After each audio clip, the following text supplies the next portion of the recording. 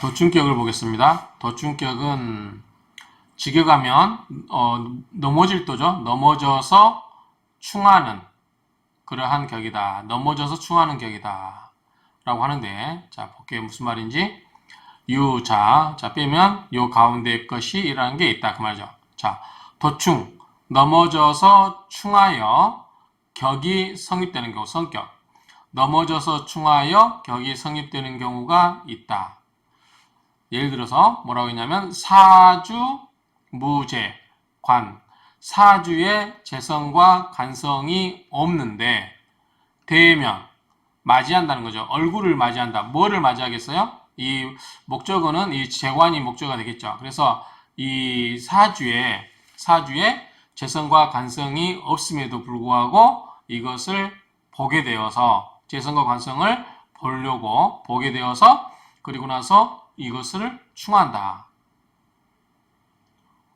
없는데 재성과 관성이 없는데 이런 것들을 대면, 맞이한다. 또는 맞이하려고 또는 얼굴을 마주보고 그러고서 그것들을 충한다. 좀 이해가 안 되죠. 사주에 재성과 관성이 없는데 이런 것들을 봤어요. 이런 것들을 보고 나서 그러고 나서 이것들을 다시 충한다. 지금 하면 그래요. 그런데 이렇게 되려면 요, 지, 중, 자, 다야라. 그러면 지지 중에 필요하다. 뭐가? 글자가 많이 있어야 된다. 글자가 많이 있어야 된다. 지지에 많은 글자가 있어야 된다. 그건 이제 뒤에 설명할 거예요. 예컨대 이거죠? 예컨대 무어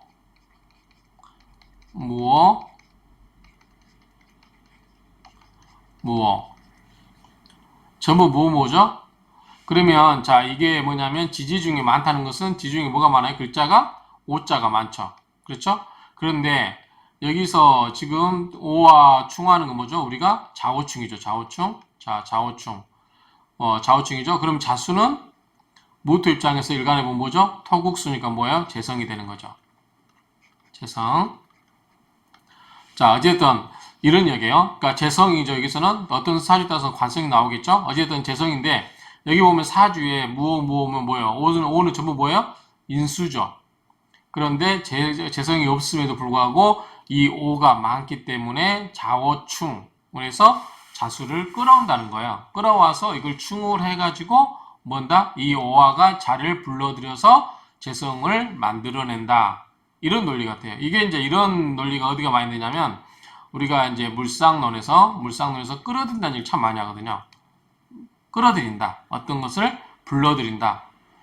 그러니까 인연법에 따라서 불러들인다 하는데 이런 논리도 다 그런 의미가 아닌가 싶어요. 그래서 어쨌든 이렇게 하기 위해서는 글자 중에 지지 중에 뭐가 많다? 글자가 많다. 이 오화가 많다는 거죠. 그러면 바야흐로 충하여서 득동, 움직임을 얻는다. 자, 이 자오화가 많은데 오화로만 있죠. 그런데 좌우충으로 자를 끌어들여서 좌우충을 해서 뭐다? 움직인다는 거죠. 그래서 뭐를 얻는다? 이런 재성을 얻는다는 거죠. 자수를 불러들여서 재성을 얻는다. 어쨌든 움직임을 얻는다. 비어 예를 들면 이약주죠. 이약주. 약한 주인이 요 강빈.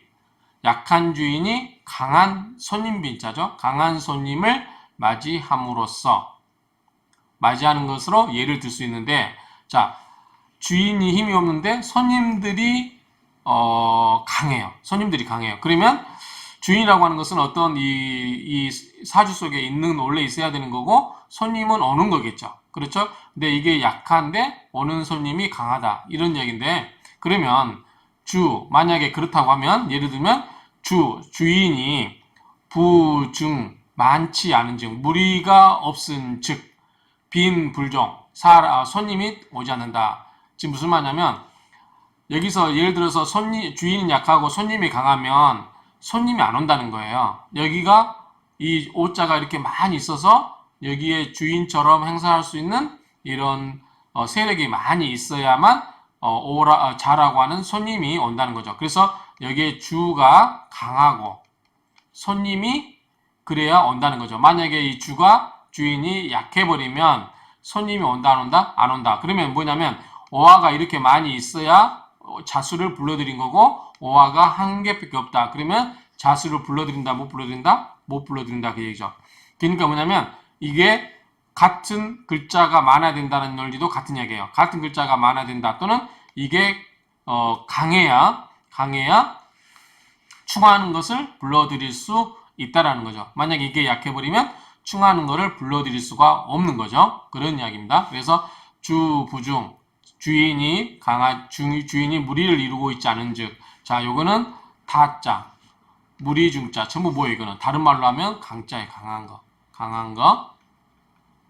그래서 이게 무리가 많이 이루고 있어야 뭐다 이 충하는 것을 불러들일 수 있다 그 말이죠. 예를 들어서 이 명조가 시충자제야라 이 자수를 뭐예요? 충을 해서 재수를 충한 거죠. 그런 경우다 그 말이죠. 그 다음에 이 밑에 사주 보면 갑인 경호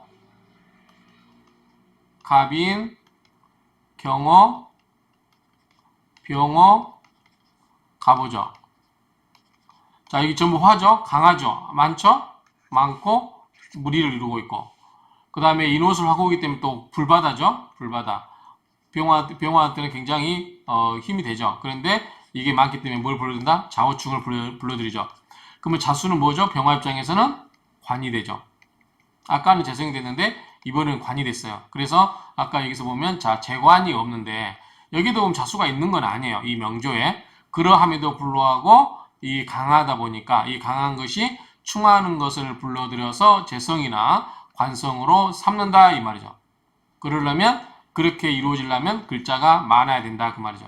글자가 많다는 소리는 이게 주인으로서 할게 주인이 세력이 무리를 이루고 있다. 무리를 이루고 있다는 건 뭐죠? 강해야만 손님을 불러들일 수 있다는 거죠. 만약에 이게 약해버리면 빈 부종이죠. 손님이 안 와버리는 거죠. 그러니까 이게 세력이 약하면 손님이 오지 않는다. 근데 이게 강하기 때문에 손님도 온다는 거죠. 그래서 이 자수를 불러들인다 그 얘기죠. 그런 명제로 보시면 되고요. 자, 우는 꺼려한다. 그렇게 짜죠. 전실. 자, 전자가 맥굴전자예요. 맥굴전. 실은 열매죠. 열매를 메꾸는 것을 꺼려한다. 그러면 이게 제가 찾아보고 싶어서 인터넷을 찾아봐도 이게 해석을 매끄럽게 하신 분이 없어요. 설명도 잘 안 돼 있는 것 같고 이 전실이 뭐냐 정확하게 전실이라는 뜻이 뭐냐 열매를 메꾼다 그 말이죠. 열매를 메꾼다. 여기서 열매라고 하는 것은 열매를 메꾼다는 것은 우리가 이 재관을 보면 될 것 같아요. 재관. 어떤 우리 사주 명조에 있어서 재관이 있어야 되는데 없는데 이 세력이 강해서 이 재관을 불러들인다는 거죠. 이렇게 불러들여서 여기 보면 이렇게 보면 이 사주에는 재관이 없죠. 재관이 없는데 이게 강해서 재관을 불러들였어요. 이게 자수가 재성도 되고 관도 될 수 있는 거잖아요. 이렇게 불러들였는데 그때 우운에서 만약에 여기에 재성이나 관성이 와버리면 여기에 불러들일 필요가 있어요? 없어요? 없겠죠. 그러면 여기에 이 도충격이 성립이 안 되겠죠. 자, 이게 강해서 어떤 한 성분으로 이루어질 때 이게 많다는 것은 다른 성분이 별로 없다는 거예요. 다른 십성이. 그런데 이게 불러들이는데 이게 재성과 관성이 불러들여서 격을 겨루고 있는데 우운에서 재성의 이 관이나 재성에 그런 해당되는 운이 오면 이 격이 깨져버린 거죠. 이렇게 할 필요가 없는, 불러들일 필요가 없는 거죠. 그런데 제가 궁금한 게, 그러면 결론적으로, 자, 도출격이 성립이 되어가지고 재관이 들어온 거나, 이게 깨져가지고, 우운에서 재관이 들어와가지고, 이게 깨져버려가지고, 재성, 관성이 들어온 것과 차이가 뭐가 있냐 이거죠. 그러면 격의 성립이 되냐 안 되냐, 그거 갖고만 논한다면, 이게 논의의 실익이 뭐냐는 거죠. 만약에 이 재성, 관성이 안 들어오면, 이 강한 세력이 재성과 관성을 불러들여서 도충격이 성립이 됐어요. 그리고 재성, 관성이 들어왔기 때문에 재물이나 관이 들어와서 명조가 좋게 흘렀다고 할 수 있죠. 그런데 우운에서 이게 들어와 버리면 재성과 관성이 들어오면 이게 깨진다고 해서 이게 없어져 버리면 우운에서 재성, 관성이 들어왔기 때문에 역시 재성과 관성, 즉 재물과 관성이 있지 않느냐는 거죠. 이건 제 생각이에요. 그러면 이게 운에서 이 전실의 운을 꺼려 할 만한 이유가 뭐냐는 거죠. 그래서 제가 이거를 질문을 던졌어요. 질문을 던졌는데 이게 도대체 무슨 의미냐. 제가 이제 묻고 싶은 것은 이런 어떤 결과가 차이가냐. 도충격이 깨진 것과 운에서 재성과 관성이 왔을 때 이게 실질적으로 도충격이 재성이 안 와서 도충격이 성립돼서 재성과 관성이 있는 것과 그 다음에 재성과 관성이 와서 도충격이 깨져버리고 재성 관성이 들어와서 재성 관성이 있는 것과 차이가 있냐는 거죠. 만약에 이게 차이가 있다고 하면 이 재성과 관성운이 와서 이거를 깨버린다고 하면 도충격이 성립 안 되면 이거 둘 다 깨져버려가지고 재성 관성이 없다 그러면 이게 파격이 돼버리니까 나쁘다고 봐야 되겠죠. 그런 의미라면 이게 이제 의미가 있죠. 그러면 운이 전실운으로 되는 것을 꺼려한다. 재성과 관성운이 들어오는 것을 꺼려한다. 이렇게 하면 말해야겠죠. 이게 들어와가지고 도충격이 깨져버려가지고 파격돼가지고 재성과 관성이 없어져 버릴 때는 맞겠죠. 근데 만약에 없다가 이게 끌어들여서 있는데 운에서 들어와가지고 재성 관성운이 생겼을 때 그때 재성과 관성이 생긴다면 차이가 뭐냐고 하는 거죠. 재성과 관성운이 들어와서 결국은 뭐냐면 도충격이라고 하는 것은 재성 없는 재관이 없는데 들어와가지고 불러들여서 도충격을 이루고 있을 때 다시 재성 관성운이 와서 이거를 깨버리면 파격이 된다. 그렇기 때문에 그걸 꺼려야 한다는 정도로 이해하면 될 것 같아요. 그래서 운기 전실 정도 보면 되고요. 여구 가행 나머지는 모두 그렇게 행하다 간다 그 말이죠. 그러니까 그렇게 해석하면 된다라는 정도 의미를 파악하면 될 것 같아요. 해석을 볼까요? 사주의 오인성 저기 보면 무토 입장에서 오화는 전부 인성이죠. 특히 정확히 따지면 이제 정인인 거죠. 양이고 음이니까. 오인성이 전국의 지지를 이루고 있으면 자 여기는 전국의 지지를 이루고 있다면 이걸 말하는 것 같아요. 자 전국의 지지를 이루고 있으면 전국 그러니까 어떤 사주 전체 국에 있어서 지지를 이루고 있으면 대대하고 있는 자가 보이지는 않으나 자 자가 보이지는 않죠. 보이지는 않으나 실제로는 대충 뭐죠 아까 좌우충이라고 그랬죠. 좌우충하고 있어 이를 허자라고 한다. 이게 지금 없으니까 비어있는 비일러자 글자 자자죠. 비어있는 글자라 표현하는데 허자라 하는데 이 허자인 자재성은 운에서 전실 재관이 출현 이 실은 재관을 보면 되고요. 자 맥굴전자니까 재관이 나와서 출현한다 이렇게 보는 것 같고요. 출현되면 메꾸어져 버리기 때문에 운에서 전실되면 출현되면 메꾸어져 버리기 때문에 폐격이 된다는 것이다. 그러면 폐격되는 걸 보는 거네요. 그러면 의미가 있죠. 아까 제가 자 이게 오가 강해서 자수를 불러드렸는데 이렇게 있다가 운에서 자수가 들어오면 자 이게 자체가 깨져버리고 이게 없어져 버리고 이게 들어오면 똑같은 거 아니냐라고 했는데 이게 이미 이렇게 국을 이루고 있는데 자수가 오면 이게 깨져버린다는 거죠. 왜냐하면 가상의 허자를 데리고서 격을 이루고 있었는데 진짜가 나타나면 이 허상이 물러나면서 깨진다고 보는 것 같은데 그거 잘 이해가 안 돼요. 어쨌든 헛것이 옛것이 안 보이는 것이 지나가고 새 것이 들어오면 이게 진짜라고 봐야 되지 않을까요? 이게 진짜 재성이 들어오면은 되는 거 아닌가 싶은데 어쨌든 이게 메꿔져 버리기 때문에 폐격이 된대요. 폐격이 된다는 것이다. 즉 재관이 도의하여 전실이 되는 운이하는 이 도의란 말도 좀 이를도자죠. 이를도자 자립이자 그러니까 온다는 거죠. 운에서 재관이 와서 전실되는 운이라고 하는 것은 아래 명제와 같이 자재성 또는 관성이 허자인 원국의 자가 도의한 거기 때문에 메꾸어져 폐격이 된 것이다. 이 도의가 도달한다는 의미인지 아니면 이 엎어질 도자를 의미한 건지 모르겠어요. 아까 앞에서는 엎어질 도자가 나왔었죠. 이게 만약에 오자면 어쩐지 모르겠는데 어찌됐든 이런 의미로 보겠습니다. 자. 그래서 이게 평지를 보면 거기에 이제 설명이 좀 나옵니다. 뭐라고 나왔냐면 자, 이 명조는 자수재성을 충한다는 이제 기본 해석이고요. 자, 설명이고 자, 무오년생 명조는 우리 삼국지에 나오는 관우 있죠. 관우의 명조라고 전해진대요. 관우. 사실은 화가 치우치게 조열하니 그렇죠. 화생터 조열하죠. 조열하니 일생에 오직 금운이 가장 좋다. 이것은 뭐예요? 화생터, 터생금 너무 왕하잖아요. 지금 배가 빵빵한데 계속 거기다가 배를 빵빵하게 채우는 거니까 폭발하기 일보 직전이에요. 그럴 때는 어떻게 했죠? 제가 앞에서 누차 얘기했죠. 강한 것은 그걸 하면 안 된다. 이때 뭐가 그거 하겠다고 이게 온통 토가 강한데 이때 목이 와서 목욕토를 하겠다 그러면 돼야 안 돼요? 안 되겠죠. 이 토가 너무 강하기 때문에 목이 여기다가 목욕토 할 수가 없죠. 토가 너무 단단하기 때문에 뿌리를 내릴 수가 없는 거죠. 그럴 때는 어떻게 된다? 토생금으로 설기시키는 게 가장 좋다고 그랬어요. 설기시키는 게 가장 좋아요. 생을 해서 그러면 기운을 빼주는 게 가장 좋다고 그랬어요. 어쨌든 그렇기 때문에 금운이 가장 좋은 것은 그 왕기를 설하기 때문에 그렇다. 방금 이야기했죠? 목과 토운은 왕암이 지극하면 계승하기 어렵고 목과 토운은 이게 무슨 말일까요? 목과 토운은 목은 안 된다고 봐요. 너무 강하기 때문에 그걸 하면 안 되겠죠. 화도 안 되겠죠. 지금 안 되는 건 아니고 뭐 가능은 하겠지만 또 더 왕성해지죠. 폭발하기 일보 직전이죠. 토도 마찬가지죠. 화토 다 강해요.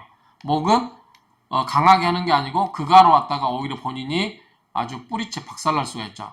그런 의미로 본다면 목과 토는 좋지 않다. 어차피 화토는 너무 강하게 하기 때문에 안 좋고 목은 그걸 할 수가 없기 때문에 안 좋고 차라리 이럴 바에 토생금으로 생하게 하는 금운이 가장 좋다. 이렇게 설명하면 되겠죠.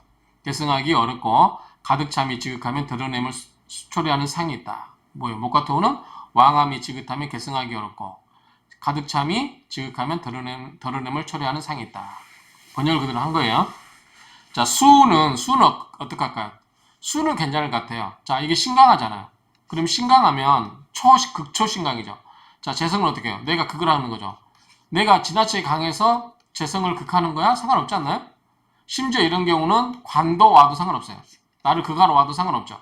내가 워낙 강하니까. 심지어는 여기다 7살까지 살이 와도 괜찮아요. 내가 워낙 강하니까. 앞에서 우리가 배운 논리대로 한다면 걸록격이나 양인격에서 보면 그렇잖아요. 7살이 와도 관살이 와도 이런 경우는 내가 강하기 때문에 상관없다 그랬죠. 그런 의미로 보면 그래서 이렇게 되는데 수가 뭐냐면 재성이잖아요. 여기서는 자 수는 그 왕세를 거역하니 서로 충격을 일으키는데 어찌 평온할 수 있겠는가. 이것도 이론이 좀 잘못되지 않나 싶어요. 자 내가 지나치게 강하면 수가 와서 수는 원래 이게 강하든 안 강하든 내가 뭐예요? 그걸 하죠. 그걸. 그러니까 내가 그걸 강하기 때문에 수가 꼼짝없이 당할 수밖에 없잖아요. 오히려 이 목이 와서 나를 꺾으려다가 내가 워낙 강하기 때문에 목이 작살나는 거하고 내가 강하기 때문에 재물을 컨트롤할 수 있는 거하고는 다른 거죠. 오히려 차라리 재성운이 좋고 관성운은 안 좋다고 보는 게 맞겠죠. 우리가 앞에서 배운 일반 강약 논리라고 보면 그렇기 때문에 그런 측면에서 보면 그게 맞지 않을까라고 생각이 됩니다. 그런데 어쨌든 여기서 보면 수는 왕세를 거역하니 서로 충격을 일으키는데 어찌 평온할 수 있겠는가라고 하고 있습니다. 자, 그 다음에 이 해석 이 부분은 우리 김성 선생님 해석이에요. 자, 여기서 아까 우리가 앞에서 간단히 보면 금은 좋다고 그랬죠. 금은 토생금으로 설기시키니까 그렇죠. 설기시키니까 그러면은 이게 좋은데 자 무원 그러니까 무일주가 5월에 태어나 월지 인수격과 투간 녹각격에 기토가 무토로 투간됐다는 얘기죠. 겸격으로 월지 인성의 생조를 받는 무비견이 대표격이다. 이에 상시는 금수목이나 금수목 이렇게 가면 금수목이나 상신역에 해당되는가 싶어요. 제가 아까 봤을 때 목은 그걸 하기가 쉽지 않겠다는 생각을 했는데 목을 여기는 상신으로 보는데 어쨌든 이렇게 순으로 흘러가면 좋겠다는 얘기가 같이 들려요. 목이 바로 올 수는 없을 것 같고요. 목이 바로 올 수는 없을 것 같고 금이 오면 금수목으로 이렇게 흘러가면 계속 왕한 기운을 설기시키면서 생조를 하니까 괜찮겠죠? 전실만으로 분류하면 임술, 개수, 갑자, 을축은 뭐죠? 대운에 해당하는데 전실은 이제 전실을 아까 이 메꿀전자를 재성과 관성으로 해석한다면 재성은 뭐죠? 무토 입장에서는 수고 관성은 목이죠. 그러니까 수목이죠. 수목운이 오면 좋지 좋지 않을까 싶은데요. 운을 볼게요.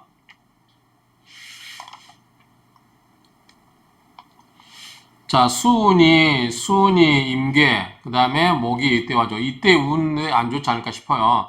금이 좋다고 그랬잖아요. 이때는 좋겠죠. 터도 나쁘진 않고, 이때가 좋지만 임술 때부터 좀 문제가 있지 않을까. 술이 와도 괜찮겠네. 인호술 화국을 잃어버리니까. 그런데 이 수운 때, 이때 임술, 계자, 갑자 이럴 때 간목도 마찬가지죠. 금금목인데 제 입장에서는 목도 관도 안 좋다 보면 이 중반 이후에 운이 굉장히 안 좋다라고 보여져요. 이 중반 이후에 여기까지는 오케이. 여기는 안 좋다 이렇게 보여집니다. 그 정도로 보면 될 것 같고요. 한번 여러분들이 읽어보시면 될 것 같아요. 그리고 병정이 인성이 상신이 됨으로써 수재성은 기시된다. 수는 어찌되든 안 좋겠죠. 여기 금은 오케이. 근데 수는 재성이기 때문에 그다지 나쁠 것 같죠. 신강하기 때문에 나쁘지 않을 것 같은데 어쨌든 기신으로 보는 것 같고요. 저는 목을 안 좋게 보는데 목을 어쨌든 이렇게 보시는 것 같아요. 한번 참고하시기 바랍니다. 나중에 제가 혹시 또 이거에 대해서 할 얘기 있으면 좀 자세하게 그때 또 찍도록 하겠습니다. 이것만 이 문제만 갖고 나중에 공부가 되면 나중에 한번 또 기회가 되면 찍도록 하고 이 정도 하고 넘어가겠습니다. 쭉 정지시켜 놓고 한번 읽어보셔요.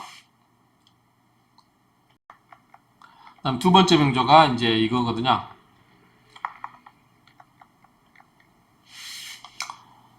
자, 두 번째 명자는 보시면, 자, 아까 것처럼 인호술 화국이죠. 오가 많죠. 병화 입장에서는 강하죠. 이때 자를 불러들이면 병화 입장에서 뭐다? 자는 관이 된다. 그랬죠. 그러면 재성과 관이 뭐다? 이렇게 도축격에 의해서 충을 위해서 끌어들였잖아요. 재성과 관성을. 그런데 재성운이 들어오면 안 되겠죠. 이때 관이 이 재성운이 들어오면 안 되겠죠. 병화에게 있어서 재성은 뭐죠? 금이죠. 관은 뭐죠? 수죠. 금수. 이게 수죠? 수. 금. 이때가 문제가 있지 않을까 싶은데 한번 볼게요. 자수정관을 충한다. 갑인년생의 명저도 또한 오직 토운이 좋다. 화생토. 이게 왕하기 때문에 뭐다? 설기시키는 뭐가 좋다? 토운이 좋다는 거죠. 토운이 좋다. 대개 정전의 감명법은 죄관을 오로지 중요시했으나 특히 옛날에는 재성과 관성이 중요했죠. 먹고 사는 문제가 달렸으니까. 그래서 요즘은 제가 재성과 관성보다 뭐가 좋다고요? 오히려 식상이 있는 게 더 좋아요. 식상이 있으면 현대사에서 더 능력 발휘할 수 있지 않을까 저는 개인적으로 생각합니다. 이러한 종류의 객곡에서는 해석할 방법이 없다. 왜냐하면 재관이었기 때문에 더 이상 뭐 논할 필요가 없잖아요. 다 온통 불바다인데 뭘 논하겠어요. 여기 경금이 하나 있네요. 재성이. 이에 그 말을 진부하고 왜곡하게 되어 도충을 설명하실 뿐이다. 뭐 이렇게 설명하고 있는데 이 정도 설명하면 될 것 같아요. 이제 우리 밑에 이 부분은 여러분들이 한번 김수 선생님의 해석이니까 한번 이렇게 쭉 읽어보시면 될 것 같아요. 정지시켜 놓고 읽어보시기 바랍니다. 여러분 이해를 돕기 위해서 이게 명절을 이렇게 딱 사이다 넣어놨습니다. 이렇게 한번 보시면 될 것 같아요. 그래서 좀 이제 뒷부분은 이제 이런 여러 가지 도충격 이런 것도 현실성 없고 이걸 전격으로 보자고 하는 이야기니까 이 정도 보면 될 것 같아요. 이 정도로 해서 정리를 하겠습니다.